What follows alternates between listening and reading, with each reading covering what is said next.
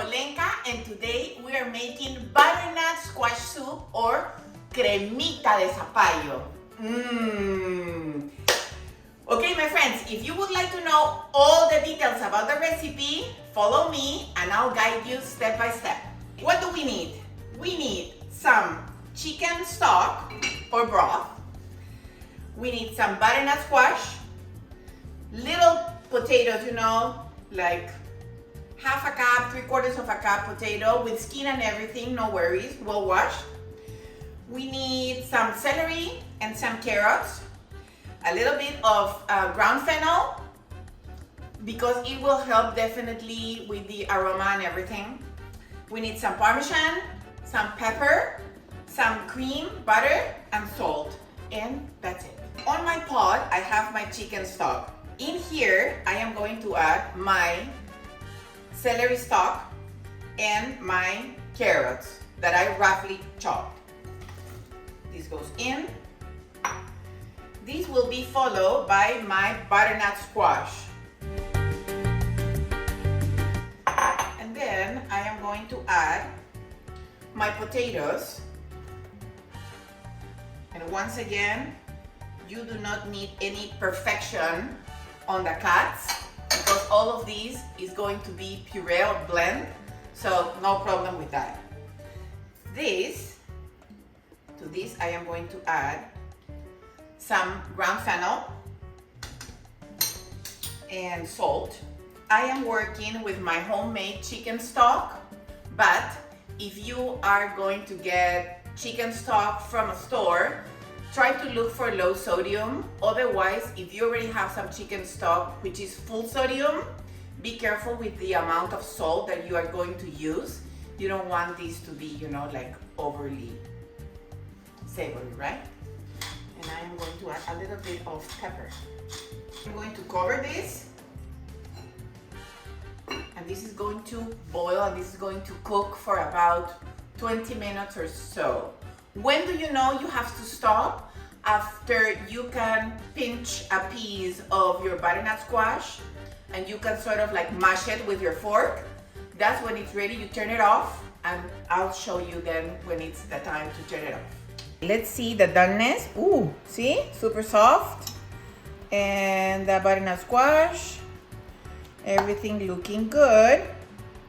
I'm gonna let it cool down for a little bit, so then we can blend it later. Okay, my friends, my veggies are all cooked, and now I am going to start blending them,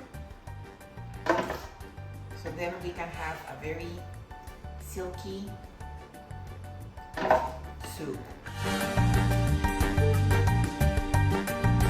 If you do not have like a super powerful blender, my advice will be to pass it through a mesh, so then it will look more, and it will taste smooth.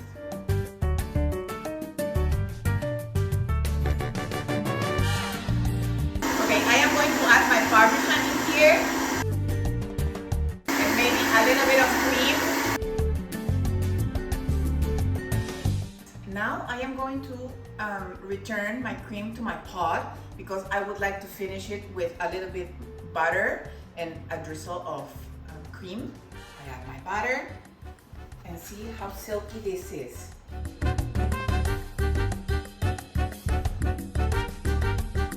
Now I'll warm it up to make sure that the butter is already integrated and the cheese as well. Then we'll taste it together. My butternut squash soup is ready, and I am going to plate it. So what I have here are some croutons, some pistachios, a little bit of cream, and some pepper. So let's garnish it together.